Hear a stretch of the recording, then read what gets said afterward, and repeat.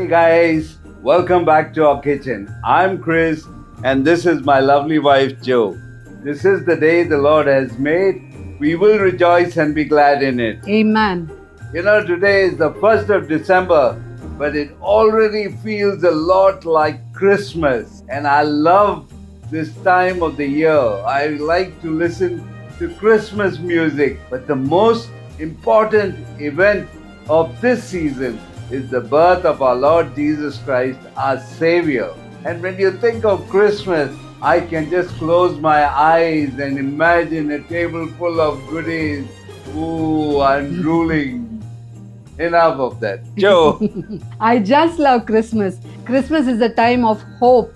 It's a time to remember that God is with us, Emmanuel. And today I'm going to show you all a super moist fruit cake for Christmas. Your kitchen will be filled with the aroma and you will get to taste this tradition of ours. And not only that, I'll show you all how to pack this cake so that it can stay fresh throughout the year. And the special thing about this cake is you can slice the cake and it will not crumble.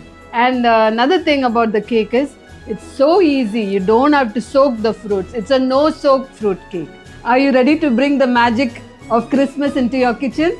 Come, let's get started. For a Christmas fruit cake, first we are going to make a caramel syrup. So, we'll turn on the stove. Here I've got half a cup of granulated sugar. I'm just going to add the sugar into it.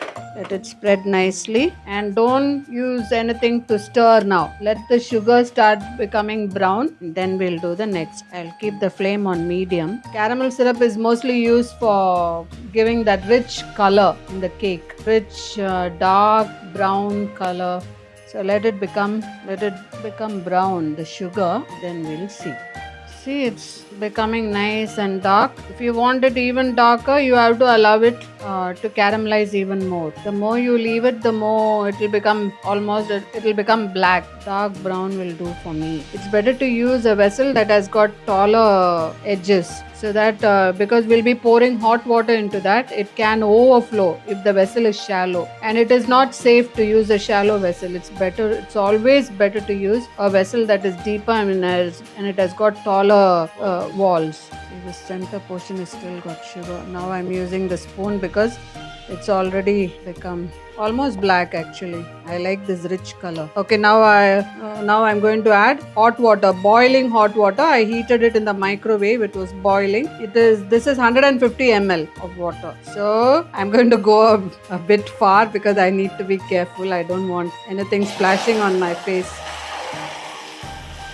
Thankfully it didn't. Let it boil nicely. Boil till it becomes slightly thick. See, it's becoming thicker. It's been boiling for the last 5 minutes on medium high. So I'm going to turn off the flame. We don't want it to become very thick. Otherwise it will be hard and it will not be of pouring consistency. It will become very hard. So yeah, I boiled it for 5 minutes. It's quite thick and as it cools it will become even thicker. So here's our caramel syrup. This let it cool. Then we'll use it in the cake.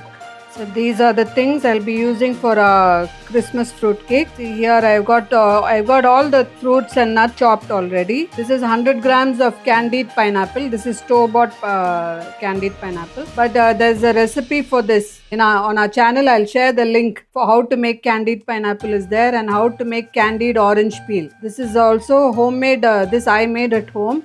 This is last year's orange peel actually. I had it safely. The leftovers I had it in a steel container, steel box. So that's why you need to store these dry fruits in containers. There's candied peel and candied pineapple. All these candied stuff should be stored in some steel containers, like steel boxes. So I had the orange peel in a steel box. This was made last year. The recipe is there in the link in the description box. This is 100 grams of chopped walnuts. You can use any of your favorite nuts. This is 100 grams of raisins. I have chopped that also. And this is 100 grams of cranberries. This is optional. You can use dates instead 100 grams of dates. So, but I have used cranberries. I'm using it for the first time in my cake. This I saw it in the supermarket, so I just bought. This is 100 grams of black currants I've chopped. This is raisins chopped. So all this I've taken 100 grams. Here I've got 200 grams of brown sugar.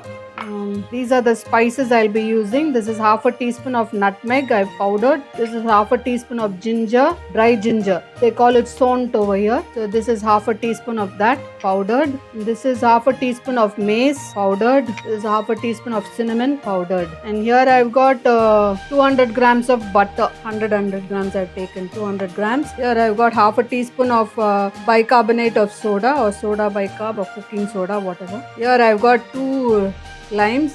I'll be using only the zest. Here I've got quarter cup of rum, quarter cup of store-bought orange juice. The ones that you get in the shop, Tetra Pak.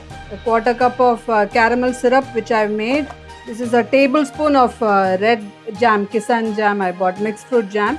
So I just melted it and kept. And this is quarter cup of fresh cream. I have used Amul fresh cream. Here I've got 225 grams of flour, maida. And I'll be taking half a teaspoon of salt. So that's it. These are the things we'll be using today. I'll be using 4 eggs as well.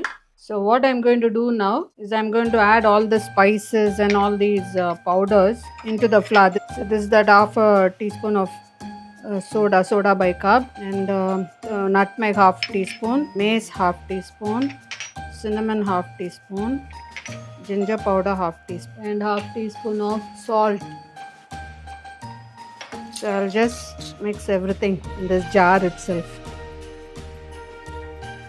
Now what I'm going to do is I'm going to put all the dry fruits in this bowl, and the nuts also. All the chopped fruits and nuts. And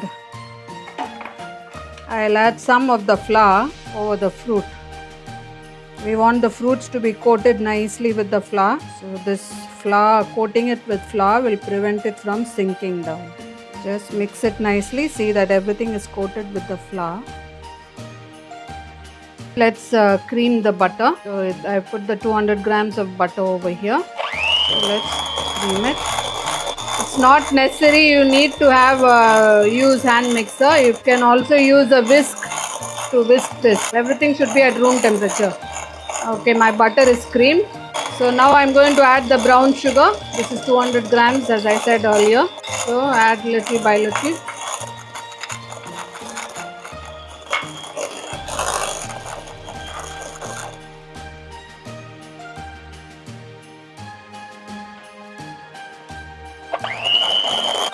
Sugar and the butter is nicely creamed. Now I'll add eggs. I'm going to beat the eggs now. We'll turn this off.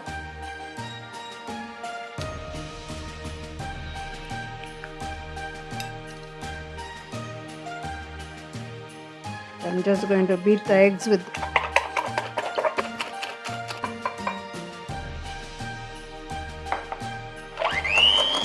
Okay, let's add the beaten egg little by little into this. Must add little by little only, otherwise it will start curdling. I'll take out all the sides.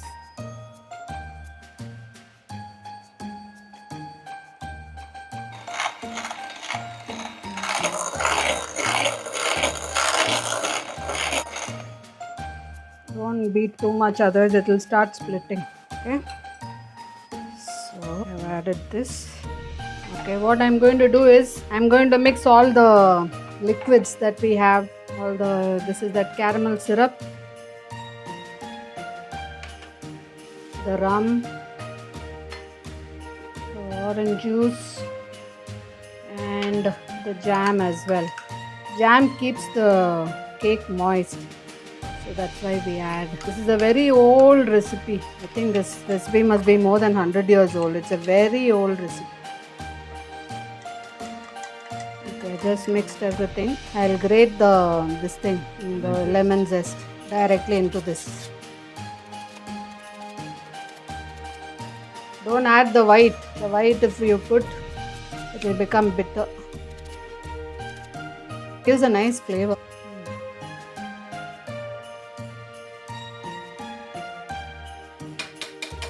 Just mix that also. So what we are going to do is we are going to add spoonfuls of flour with this, alternating with liquid.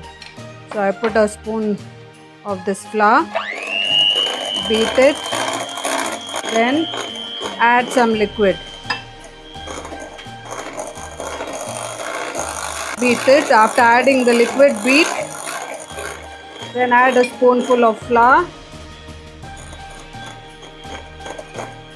You have to start with the flour first always and end also with the flour. Now fresh cream. Beat. After adding every liquid, you have to add flour.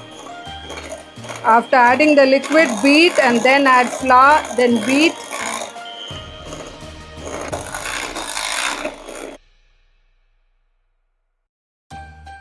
Because we want everything mixed.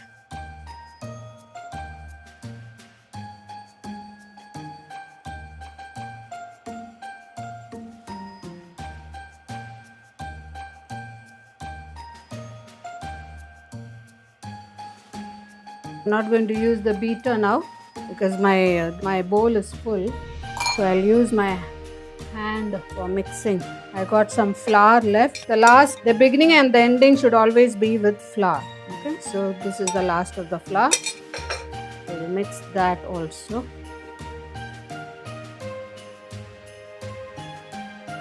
And now we have to add the dry fruits. We have to add the dry fruits into this. So see, all the fruits are nicely coated. Just mix them lightly.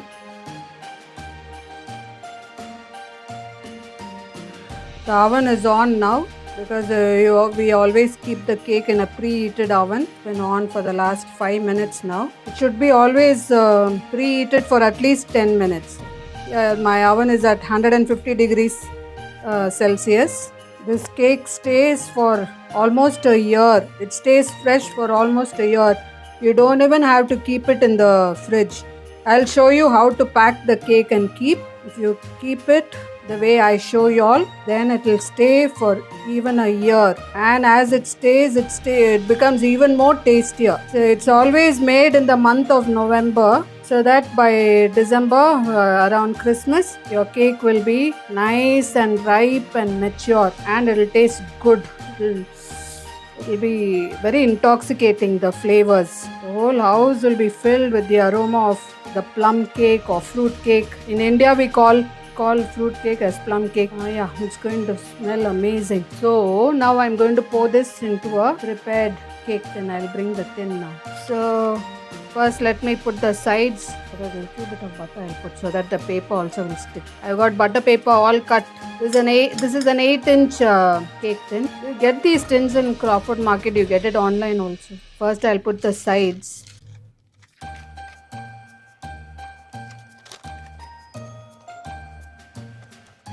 Then I'm putting 2 sheets.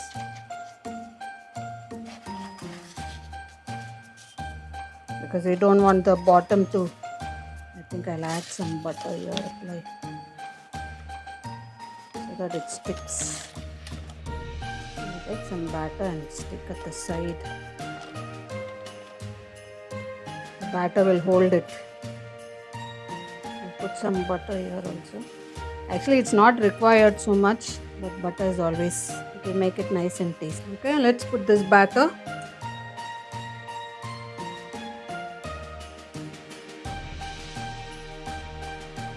Here I got a little bit of milk. I'll just wet my fingers with the milk, and I'll just press it a little bit, even it off with that's it. Now I'm going to keep it in the oven, and I'm going to bake for 1.5 hours. But you can check after 1 hour. You can insert a tooth skewer and check, or a sharp end of a knife or a skewer, or a wooden stick or something. You can pierce in the center and check. If it comes out clean without any batter sticking to it, that means it's cooked. Here's a very old drip tray of mine. I'm going to place this on top of, and I'm going to pour some water outside, about 1/4 inch of height. So this I'm going to keep in the oven, and I'll show you after it is baked. I'll check after 1 hour. And another thing is, after 50 minutes, you can cover it. If you see if it is becoming dark brown or if it's burning on top, sometimes it can burn a bit. So what you do is you cover it with a aluminum foil just on top. You can just keep it on top. It's 50 minutes. It's browning. I'm just covering it. Here's our cake all ready. It took about 1.5 hours to cook completely. See, it's clean. That means it's nicely cooked. Let it cool down in the tin itself for half an hour. Then I'll unmold it and then allow it to cool even further, because it needs to be cooled down completely. And actually it's never cut the same day. This cake tastes better. It's normally made about 1 month before Christmas or a fortnight before Christmas, because as it ages it tastes very good. So but I'll cut and show you all once it is cooled down nicely. I'll just cut and show you all how it looks and how it tastes. Actually I'd like to cut this cake for Christmas only, but I wanted to show you all how it looks, how nicely it's cutting.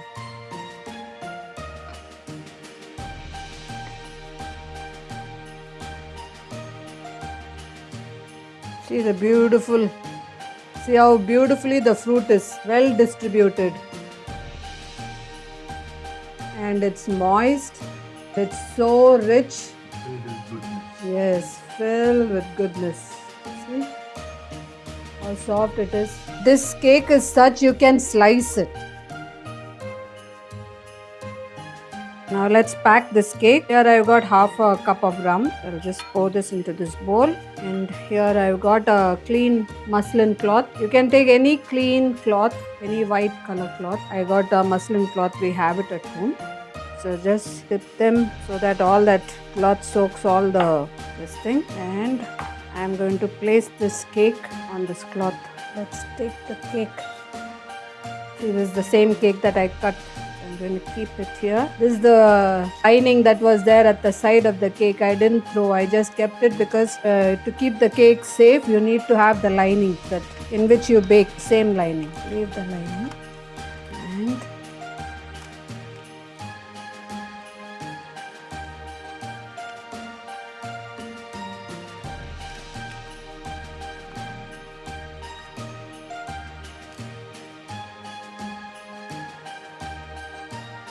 I got cling film here.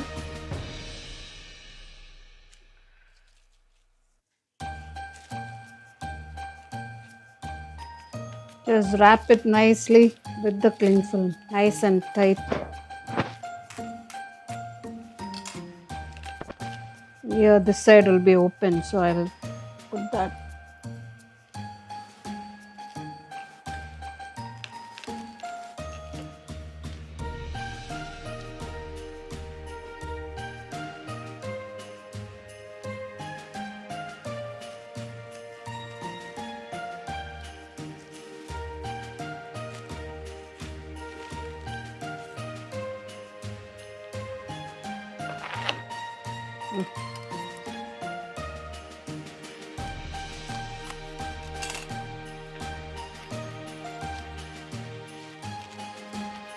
So all that gum will be inside and it will protect the cake. It will keep the cake from spoiling. Now I'll put the foil. Oil that we get. Yeah, you get this kind.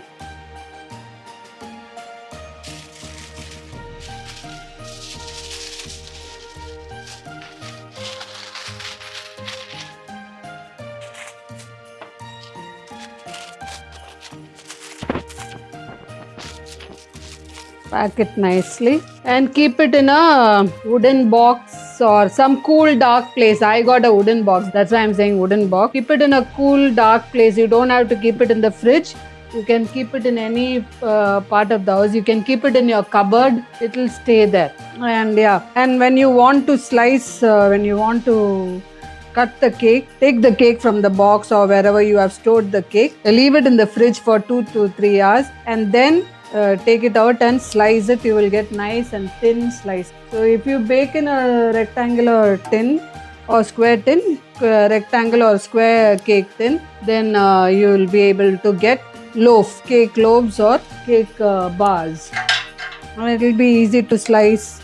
You can get nice slices of cake. You can cut this also as bars and slice them. Yeah, so that's it. Joel 2, verse 25. The Lord says, I will give you back what you lost. Oh, so awesome. The fruits are spread Even so evenly. See, guys, and it smells and it so. smells so rich. Mmm.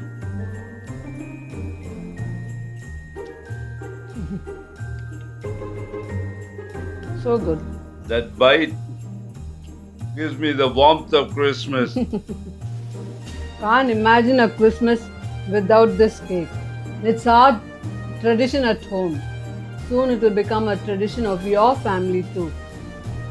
What I like about this cake is it holds its shape and it doesn't crumble. And you can make thin slices, and it will be very good to serve for parties as well because you can really cut it thin. That is, you need to keep it in the fridge for at least 2 hours before you slice this whole cake, and this cake will stay throughout the year. This is Chris and Joe signing off.